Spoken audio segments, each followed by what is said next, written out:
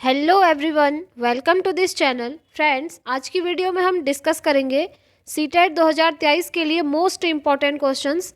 Friends, मैंने आपकी बहुत सारी क्वेश्चंस की प्रैक्टिस करवाई हुई है।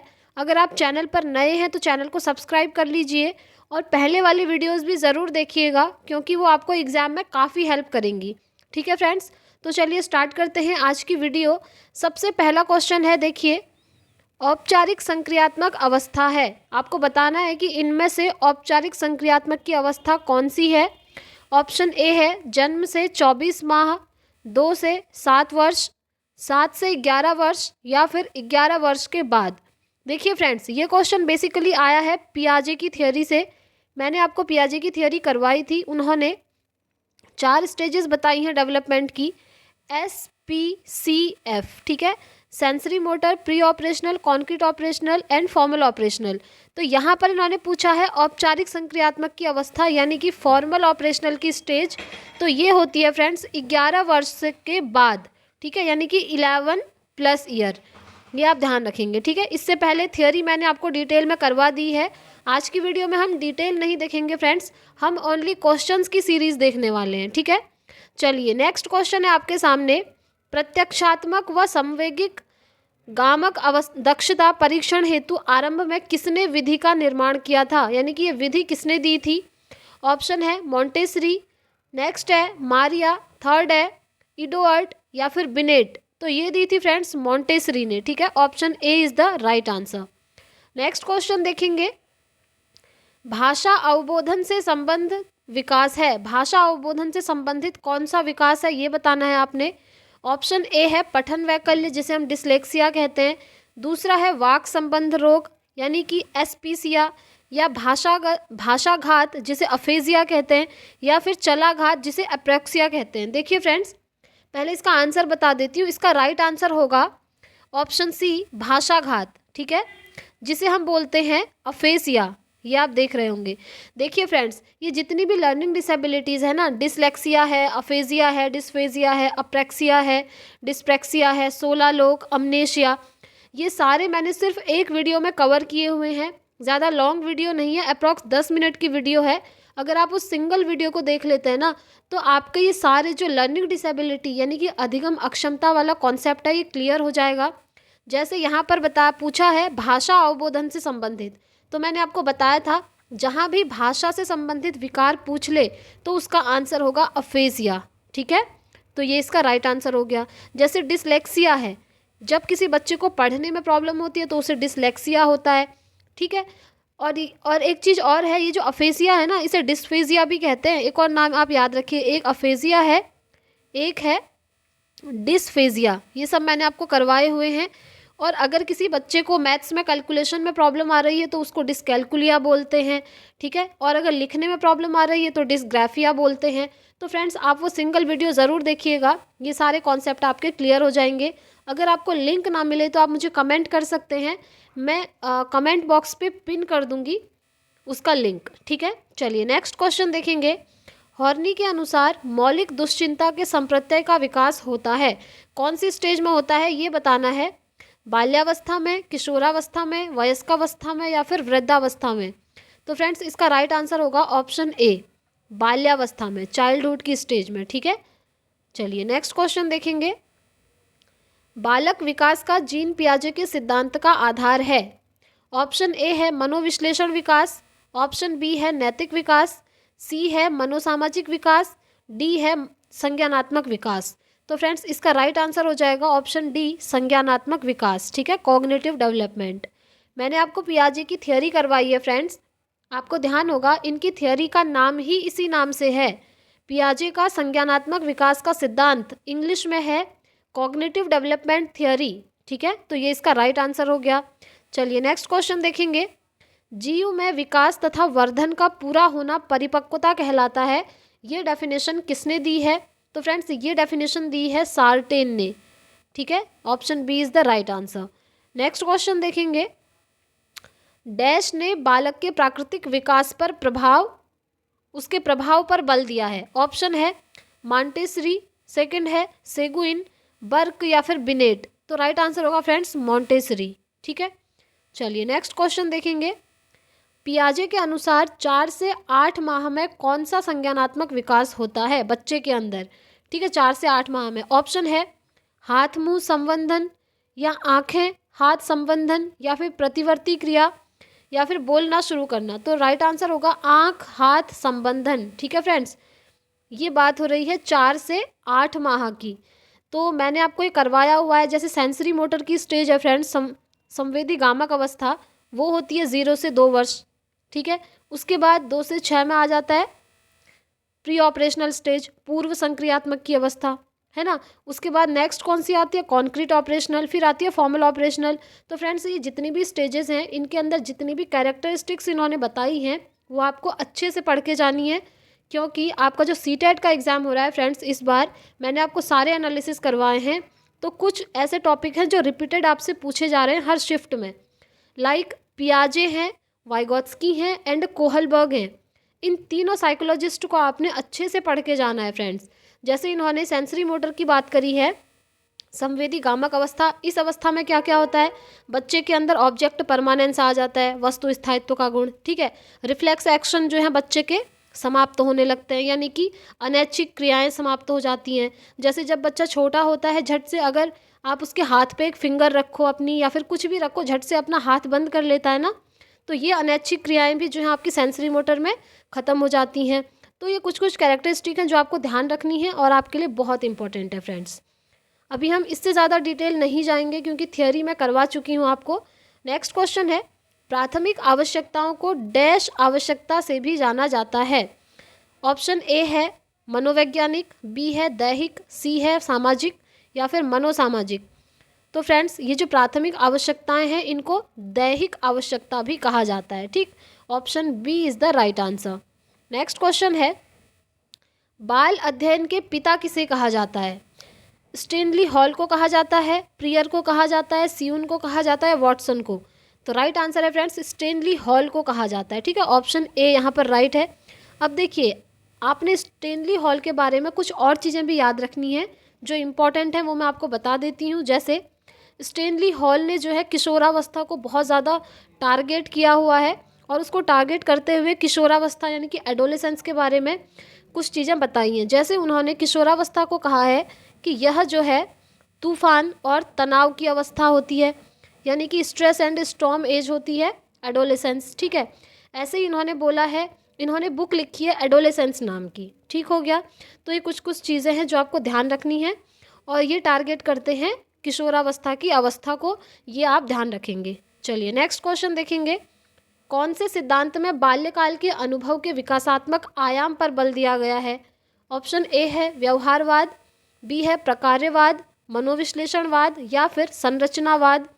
तो राइट आंसर है फ्रेंड्स मनोविश्लेषणवाद। ठीक है, option C is the right answer. Next question है, शरीर के शीर्ष भाग से प्रारंभ होकर नीचे की दिशा में होने वाली शारीरिक वृद्धि को जाना जाता है। ऑप्शन है आपके सामने, ऑप्शन ए है सिर पदाभिमुख अनुक्रम, केंद्र अपसारी अनुक्रम, नेक्स्ट है उच्चतम अनुक्रम, या फिर न्यूनतम अनुक्रम। देखिए फ्रेंड्स, हिंदी में ऐसे दिया है, मैं आपको हमेशा बोलती हूँ कि आप कोशिश कीजिए कि इंग्लिश में आपको वर्ड्स याद रहें। इसका राइट आंसर है सिर पदाभिमुख अनुक्रम। ठीक है, ये अलग अलग नाम से आ जाता है हिंदी में, बट अगर आप इंग्लिश में याद रखेंगे ना तो ज़्यादा बेटर है, क्योंकि इंग्लिश में इनके एक ही नाम होते हैं। और ये क्वेश्चन बहुत बार मैं आपको करवा चुकी हूँ। शरीर के शीर्ष भाग से नीचे की ओर जब डेवलपमेंट होता है, यानी कि सर से पैर की ओर जो विकास होता है, उसे हम कहते हैं सिफेलोकॉर्डल। ठीक है, आपको मैंने बहुत बार बता दिया है, हेड टू टो डेवलपमेंट जो होता है उसे हम सिफेलोकॉर्डल बोलते हैं, और हिंदी में इसको बोला जाता है सिर पदाभिमुख अनुक्रम। ठीक है, यहीं पर अगर आपसे पूछ ले कि केंद्र से बाहर की ओर जब बच्चे का विकास होता है तो उसे क्या कहते हैं, तो उसे आप बोलेंगे प्रॉक्सिमोडिस्टल कहते हैं। ठीक है, चलिए आगे बढ़ते हैं, नेक्स्ट क्वेश्चन देखेंगे, कौन सी विधि उपागम में समान प्रयोज्यों का मापन उनके विकास की विभिन्न अवस्थाओं पर लिया जाता है? ऑप्शन ए है जीवन लेखन विधि, बी है समकालीन अध्ययन विधि, सी है दीर्घकालीन अध्ययन विधि, या फिर समाजमिति विधि। तो राइट आंसर हो जाएगा ऑप्शन सी दीर्घकालीन अध्ययन विधि। ठीक है, चलिए नेक्स्ट क्वेश्चन देखेंगे, पियाजे के सिद्धांत के अनुसार कौन सी अवस्था में बच्चों में उस चिंतन का विकास होना है अनुत्क्रमणीयता होती है जिसमें। ऑप्शन ए है संवेदी प्रेरक, बी है प्राक संक्रियात्मक, सी है मूर्त संक्रियात्मक या फिर औपचारिक संक्रियात्मक। राइट आंसर होगा ऑप्शन बी प्राक संक्रियात्मक। ठीक है, चलिए नेक्स्ट क्वेश्चन देखेंगे। निम्न में से किसने बच्चों में वस्तु स्थैर्य के विकास को समझने में सहायता की है? बेसिकली फ्रेंड्स यहाँ पर ये है कि वस्तु स्थायित्व। ठीक है, ऑप्शन है पियाजे, फस्टिंगर, एरिक्सन या बेलाक। तो राइट आंसर है पियाजे। पियाजे ही बात करते हैं ना, वस्तु स्थायित्व का गुण आता है बच्चे में, ऑब्जेक्ट परमानेंस आ जाता है 0 से 2 वर्ष की स्टेज में, यानी कि सेंसरी मोटर की स्टेज में, संवेदी प्रेरक अवस्था। तो इसी की बात की है और ये कहा है पियाजे ने। ठीक है फ्रेंड्स, पियाजे से एक और क्वेश्चन बन रहा है जो बहुत सारी शिफ्ट में पूछ लिया गया है कि स्कीमा की बात कौन करते हैं? तो स्कीमा की बात करते हैं फ्रेंड्स पियाजे। ठीक है, और स्कीमा होता क्या है? इन्होंने बोला कि पॉकेट्स ऑफ इंफॉर्मेशन या फिर pockets of knowledge is known as schema, यानी कि आपके दिमाग में हर चीज़ का स्कीमा बना होता है। जैसे अभी आप लोग सीटेट का एग्ज़ाम देने वाले हैं, तो जिनका भी सीटेट के एग्ज़ाम की डेट नज़दीक है तो उनके दिमाग में स्कीमा बना होगा अभी कि इस सब्जेक्ट में मैंने ये चैप्टर पढ़े हैं, ये टॉपिक्स पढ़े हैं, या फिर ये टॉपिक्स छूट गए हैं, इन्हें पढ़ना है ना। तो हर चीज़ का हमारे दिमाग में स्कीमा बना होता है और उसी की बात करते हैं पियाजे। चलिए नेक्स्ट क्वेश्चन देखेंगे। निर्जीव वस्तुओं का सजीव गुण देने वाली प्रकृति का पियाजे ने क्या नाम दिया है? कल्पना, केंद्रीकरण, सजीव चिंतन या फिर वस्तु स्थैर्य। तो वो है फ्रेंड्स सजीव चिंतन। ठीक है, option C is the right answer. Next question देखेंगे।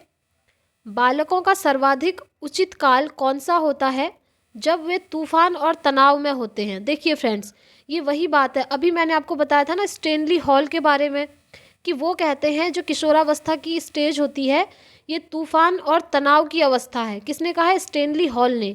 अभी जस्ट इनसे रिलेटेड ऊपर एक क्वेश्चन आया था, वहाँ मैंने एक्स्ट्रा पॉइंट आपको यही समझाया था, तो इसका यही राइट आंसर हो जाएगा ऑप्शन ए। एडोलेसेंस की स्टेज को ही हम तूफान और तनाव की अवस्था कहते हैं, इंग्लिश में बोलेंगे स्ट्रेस एंड स्टॉर्म की स्टेज। ठीक है, चलिए नेक्स्ट क्वेश्चन है। बालकों के सर्वतोन्मुखी विकास हेतु सर्वाधिक उचित विद्यालय कौन सा है? पहला है खेल का मैदान, दूसरा है समुदाय, तीसरा है प्रकृति जगत एंड चौथा है प्रयोगशाला। तो फ्रेंड्स इसका राइट आंसर होगा खेल का मैदान। ठीक है, खेल का मैदान बेस्ट होता है बच्चे के लिए। खेल के द्वारा बच्चे का जो है आप सर्वांगीण विकास भी कर सकते हैं अलग अलग तरीके से। ठीक है, चलिए नेक्स्ट क्वेश्चन देखेंगे। छात्र का वह सोपान जबकि यह सर्वाधिक रूप से संवेगों से घिरा रहता है, तो वो कौन सी स्टेज होती है? शैशवावस्था, बाल्यकाल, प्रौढ़काल या फिर किशोरावस्था। तो राइट आंसर होगा फ्रेंड्स ऑप्शन डी किशोरावस्था। इसी स्टेज में क्या होता है कि सबसे ज़्यादा संवेग जो है बच्चे पर हावी होते हैं, तो ये स्टेज ना सबसे ज़्यादा सेंसिटिव मानी जाती है, ये भी आपको ध्यान रखना है। मैंने आपको पहले भी बोला कि इस स्टेज को आप अच्छे से पढ़ना क्योंकि मैक्सिमम क्वेश्चन इसी से बन रहे हैं। ठीक है, इस स्टेज में बहुत सारे चेंजेस आते हैं बच्चे के अंदर, हार्मोनल चेंजेस भी आते हैं, संवेग का इफेक्ट भी इसी स्टेज में सबसे ज़्यादा पड़ता है, तो इसका यही राइट आंसर हो जाएगा। चलिए नेक्स्ट क्वेश्चन। बालक के विकास में ज़्यादा महत्वपूर्ण क्या है? वंशानुक्रम है, वातावरण है, वंशानुक्रम एवं वातावरण दोनों है, या फिर शिक्षा है? तो यहाँ पर देखिए फ्रेंड्स, आपको दिख रहा होगा कि बच्चे के लिए तो ये सारी ही चीज़ें ज़रूरी हैं, शिक्षा भी ज़रूरी है, वंशानुक्रम भी ज़रूरी है और वातावरण भी ज़रूरी है। अब यहाँ पर आपने क्या करना है, मोस्ट अप्रोप्रिएट आंसर ढूंढना पड़ेगा। ऐसे ही क्वेश्चन में बहुत सारे बच्चे जो हैं फंस जाते हैं, तो आपको दिमाग से चलना है फ्रेंड्स। बालक के विकास में सबसे ज़्यादा महत्वपूर्ण पूछ रहा है तो सबसे ज़्यादा इम्पॉर्टेंट होता है वंशानुक्रम एवं वातावरण दोनों। ठीक है, यानी कि हेरिडिटी एंड एनवायरनमेंट दोनों। मैंने आपको एक क्वेश्चन बहुत बार समझाया है, उससे भी आप याद रख सकते हैं। जो आपका डेवलपमेंट होता है ना, वो हेरिडिटी एंड एनवायरनमेंट का गुणनफल होता है, जो वुडवर्थ कहते हैं। अगर आपको ये चीज़ याद है तो आपके 2 से 3 क्वेश्चन बिल्कुल सही हो जाने हैं। ठीक, तो इसका राइट आंसर हो गया ऑप्शन सी। नेक्स्ट क्वेश्चन देखेंगे। मनोविज्ञान में सामाजिक विकास से क्या अभिप्राय है? समाज में प्रतिष्ठित स्थान बनाना, दूसरों के साथ अच्छे संबंधों का विकास, सामाजिक समूह बनाना या फिर उपरोक्त सभी।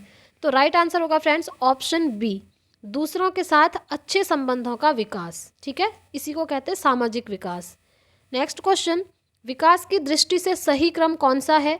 आत्मीकरण, समायोजन, अनुकूलन, समायोजन, आत्मीकरण, अनुकूलन, अनुकूलन, अनुकूलन तो पहले नहीं आएगा फ्रेंड्स, तो इसका राइट आंसर ऑप्शन ए हो जाएगा, आत्मीकरण, समायोजन एंड अनुकूलन। ठीक है, इनकी बात भी पियाजे ही करते हैं, इसीलिए मैंने आपको स्टार्टिंग में ही बोला कि आप पियाजे, वाइगोत्स्की एंड कोहलबर्ग को अच्छे से पढ़ के जाइए, क्योंकि मैक्सिमम क्वेश्चन उसी से बन रहे हैं।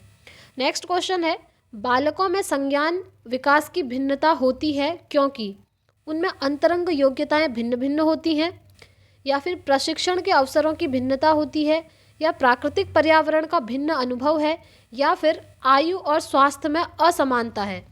तो फ्रेंड्स इसका राइट आंसर होगा ऑप्शन ए, अंतरंग योग्यताएं भिन्न भिन्न होती हैं। ठीक है, हर बच्चा अलग अलग होता है, हर बच्चे के अंदर जो योग्यताएं हैं, एबिलिटीज़ हैं, वो डिफरेंट डिफरेंट होती हैं। तो option A is the right answer. Next question, पियाजे के संज्ञानात्मक विकास चरणों में से कौन सा चरण एक सही नहीं है? पूर्व ज्ञान, नए पदार्थ का आत्मीकरण, समायोजन, साम्य धारणा। तो फ्रेंड्स राइट आंसर हो जाएगा ऑप्शन ए, पूर्व ज्ञान। प्रीवियस नॉलेज जैसी चीज़ यहाँ पर नहीं आएगी। ठीक है, चलिए नेक्स्ट क्वेश्चन, बालक में तर्क की क्षमता विकसित करने के लिए आप क्या करेंगे? ऑप्शन ए है सूचना खोजी प्रश्न पूछेंगे, ऑप्शन बी है प्रस्तुत पाठ पर पुनरावृत्ति के प्रश्न पूछेंगे, ऑप्शन सी है संदर्भ बदलते हुए प्रश्न पूछेंगे, या फिर पूर्व ज्ञान पर प्रश्न पूछेंगे। तो राइट आंसर होगा ऑप्शन सी, संदर्भ बदलते हुए प्रश्न पूछेंगे। ठीक है फ्रेंड्स, मैंने आपको टैग वर्ड्स बताए थे, टैग वर्ड्स की पीडीएफ आई होप आप लोगों ने देखी होगी। अगर आपने वो टैग वर्ड्स देखे हैं ना, बहुत सारे मैंने पॉजिटिव भी बताए थे और नेगेटिव टैग वर्ड्स भी, उससे आपकी पेडागोजी सॉल्व करने में काफ़ी हेल्प होगी। उसे आप ज़रूर देखिएगा। टेलीग्राम ग्रुप पे मेरे पास जितने भी नोट्स होते हैं मैं आपके साथ शेयर कर देती हूँ। अगर आपने अभी तक टेलीग्राम ग्रुप को ज्वाइन नहीं किया है तो उसे कर लीजिए फ्रेंड्स, उसका लिंक आपको कमेंट बॉक्स पे मिल जाएगा, मैं पिन कर दूँगी। ठीक है, तो आप लोग वहाँ ज्वाइन हो सकते हैं। और फ्रेंड्स एक इम्पॉर्टेंट इन्फॉर्मेशन है, जो भी सीटेट पेपर सेकंड देने वाले हैं और वो मैथ्स एंड साइंस स्ट्रीम से हैं, तो मैंने 2011 से लेकर के 2022 तक सारे साइंस में आए हुए न्यूमेरिकल क्वेश्चन सॉल्व किए हैं और उसकी पीडीएफ बना करके टेलीग्राम पर शेयर की है। अगर आप लोग चाहें तो वहाँ जाकर उसे भी देख सकते हैं। ठीक है, चलिए नेक्स्ट क्वेश्चन देखते हैं। मैडम मॉन्टेसरी ने अधिगम परिवेश में सर्वाधिक बल किस पर दिया है? ऑप्शन देखेंगे, संवेगों के संशोधन पर, ज्ञानेंद्रियों के उपयोग पर, बच्चे को पूर्ण स्वायत्तता देने पर, या फिर विद्यालय को घर का विकल्प बनाने पर। तो फ्रेंड्स राइट आंसर है इसका ऑप्शन बी, ज्ञानेंद्रियों के उपयोग पर। ठीक है, लर्निंग बाय डूइंग की बात ये भी करती हैं। ठीक, ये आप ध्यान रखेंगे। वैसे अगर लर्निंग बाय डूइंग से कोई भी क्वेश्चन आ जाए ना और ऑप्शन में लिखा हो जॉन डीवी, तो आप बिल्कुल जॉन डीवी पर टिक करेंगे, क्योंकि उन्होंने बहुत ज़्यादा इंपॉर्टेंस दी है उनको। ठीक हो गया, चलिए नेक्स्ट क्वेश्चन देख लेते हैं। आत्मसम्मान की भावना का लक्षण डैश प्रकट करती है?